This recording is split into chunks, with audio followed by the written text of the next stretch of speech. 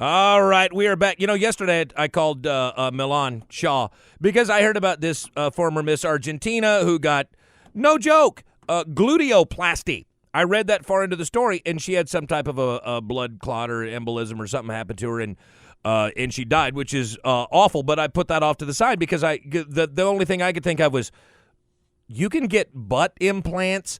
So what he did, I also had some Botox-related questions, which I hope Dr. Lockey can answer because he's joining us on the program today because apparently he's something of an implant specialist. Dr. Lockey, good morning. How are you? Actually, Scott, it's Dr. Milan Shah again. Dr. Lehock had to go to surgery, so you got me. You know what? Well, you're the guy I asked to come on in the first place. Absolutely. I'm all yours. Because I don't need to talk to the surgeon. I don't need to know the nuts and bolts of how this happens. I just wanted to understand that it, in fact, does. Well, Scott, with Miss Tina Argentina there, or Miss Argentina 2009, she had the gluteal aug, and that's what the reports are of gluteal augmentation. If you look further into it, there's mentions of a liquid that was injected into her buttocks, and basically the true way, the FDA, U.S. FDA approved way of doing gluteal augmentation is using implants. And if you put the implants in the right place, it's a very successfthis procedure. Oh, no, I didn't mean to suggest it was a dangerous procedure. I wouldn't get any kind of surgery done in Argentina if I could help it. I don't think it's unsafe. This is a common practice. You can literally get gluteal implants. Absolutely. It's actually something that was populated really in South America, Argentina, and it kind of made its way up to the United States, and it's a very popular procedure now all throughout California and the U.S. Well, I don't want to get too far into this, but what else could I get implants? You can get pectoral implants, calf implants, rear end implants. I mean, what? Wow, you could this is a $6 million man situation. You could pretty much build yourself a custom body now.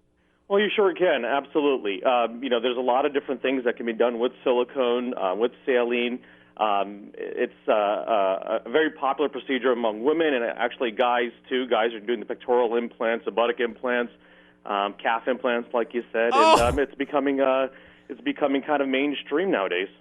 You know what? I guess it's just out of my that's same planet, different world situation. I just couldn't. It's getting to the point now. You can see somebody who's like really, really attractive, and you got to wonder what they looked like when it was all standard equipment, because it's not even the same person. Hey, the other thing I wanted to talk to you about, and I called you about this like a month ago, because when I heard this, I'm one of those people that sweats. Not like a regular person, but more like a farm animal. I mean, a ridiculous, for whatever reason. I read an article that said there's a new Botox treatment that will stop, that will keep you from sweating? Absolutely. Just like Botox is used for cosmetic purposes to stop that nerve impulse on the muscle so you don't get those wrinkles, well, it also stops that nerve impulse on the sweat gland. So by controlling the amount of sweat in patients or clientele that have excessive amounts, we could slow it down or stop it altogether, and it's a godsend, actually. Yeah, for me, because I'm telling you, I'll go out and play tennis for a couple of hours, and I'll go through 5 or 6 hats because I soak them down to where they're wringing wet. What is that? Could you do that on somebody's skull? Could you just jam a bunch of that stuff into my head? You sure can. It's done in controlled amounts. We use so many units of the Botox, spread it accordingly. It can be done on the scalp, under the arms. We do it in the palms, the soles of the feet, and we could actually get sweat controlled for up to 6 months, sometimes even up to a year. And like I said, it's a dramatic difference. Man, the first time, and I told my wife, I said, "Oh my God, there's a way I can not sweat so profusely by getting stuff injected into my skull." And she said, "No, this is what rich ladies have this done to their armpits." Yeah, armpits are actually the most common place I inject I would imagine. Botox. Absolutely. You know what? That sounds like a pretty good deal. I mean, I'd be willing. I don't care about Botox at all, but if it'll stop my skull from sweating in the summertime, man, you can sign me up right now. Absolutely. Be happy to help you out, Scott. And the other thing, and I don't want to depress you or whatever the deal is, but if this healthcare plan deal goes through, part of that, what is this Botax? They're gonna if somebody gets elective like cosmetic surgery done, there's going to be an extra tax on that. Yes, it's actually the topic of debate in the medical world and in Congress as well. I mean, it's something that was tried out in New Jersey. It actually failed miserably.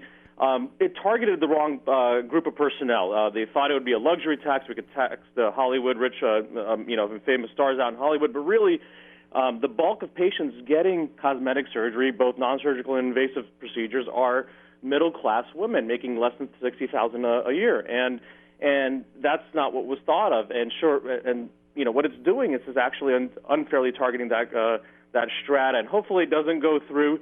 Like I said, it's been tried in other states, like New Jersey hasn't done all that well. It's on the table. We'll see what happens in the future. The problem with this, it doesn't matter if you make $20 million a year or $20,000 a year. If that's what you want to spend your money on in America, that's what you can do.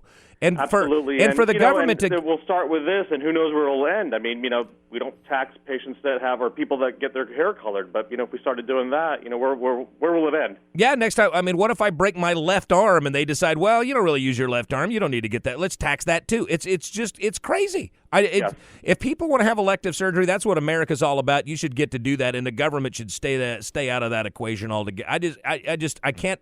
What is it about elective or cosmetic surgery that makes people say, yeah, go ahead and soak those people? I really hope this. I hope this does not go through. It sounds kind of stupid to me.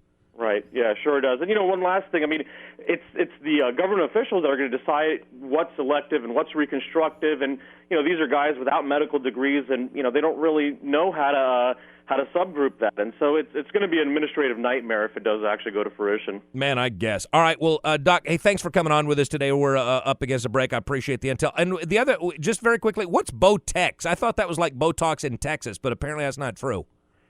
No, Botox is just a term that the government's using, or actually not the government, I'm sorry.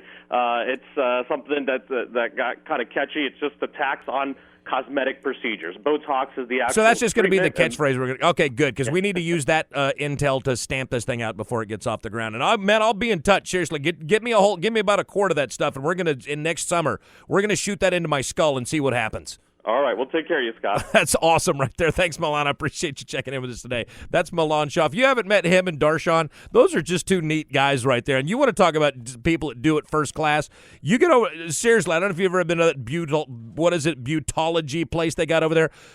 When they first opened that, Micah and I went over there because they invited us. And Micah did the thing with the scrub thing on he did the facial. He had cucumbers on his eyes and a towel wrapped, and we got massages and all of that stuff. Man, that was kind of a cool day.